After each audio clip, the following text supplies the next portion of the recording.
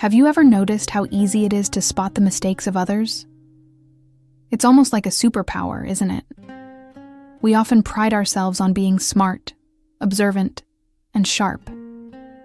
We think our ability to critique the world around us, to point out flaws, is a sign of our intelligence.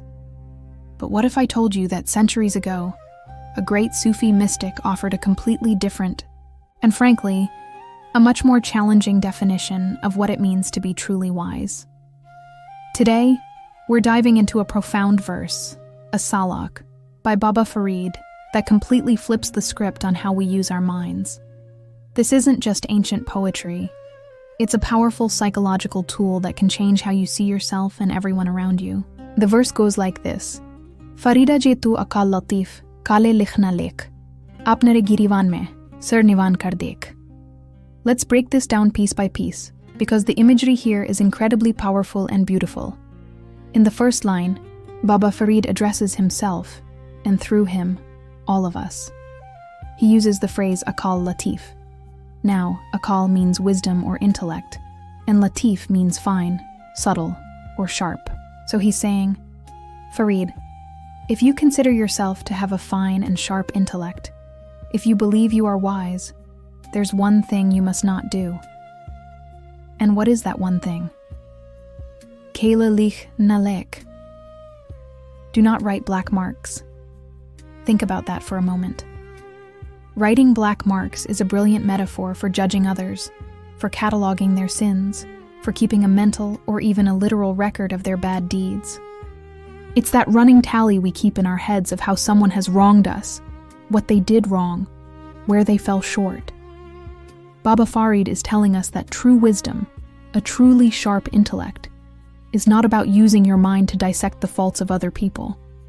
If you use your intelligence only to criticize and find fault, you've completely missed the point of having a sharp mind in the first place. It's a trap we all fall into. We think that by identifying the problems in others, we are proving our own superiority, our own intelligence.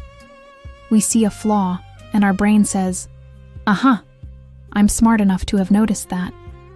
But Baba Farid warns that this is a misuse of our intellectual gifts. It's like having a high-powered microscope and using it only to look for dirt on other people's windows, instead of examining the fascinating world around you. So, if we aren't supposed to judge others, if we're not supposed to be writing these black marks, what should we do with our intelligence? What is the proper use of an Akal Latif? The answer, profound and simple, lies in the second line of the verse. Aapnare Girivan nivan dekh. This translates to, look underneath your own collar, bow your head, and look within. The word Girivan refers to the opening or the collar of a shirt. Back in those times, saying, look into your own collar, was a common idiom for deep self-reflection. It's a call to examine your own conscience, your own heart, your own actions. Instead of pointing your sharp intellect outwards like a weapon, Baba Farid urges us to turn it inwards like a lamp. He is teaching us a timeless psychological truth, one that modern psychology is just catching up to. It is so much easier to point a finger outward than it is to turn that finger back on ourselves. It's a defense mechanism. When we focus on the black marks of others, on their failures and their faults, we cleverly distract ourselves from the difficult and often uncomfortable work we need to do on ourselves.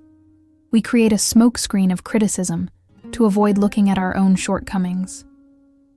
Think about it. The last time you were really critical of someone, was it perhaps because they reflected a quality in yourself that you didn't like? Or maybe criticizing them made you feel, just for a moment, a little bit better about your own life?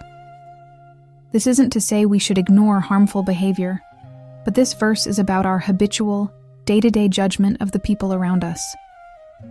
The sign of a truly sophisticated mind, an Akal Latif, according to Baba Farid, is humility.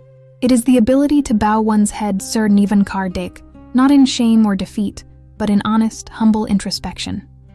It is the bravery to ask the hard questions. What are my own flaws? Where do I need to improve? How have I failed to be kind, compassionate, or understanding today?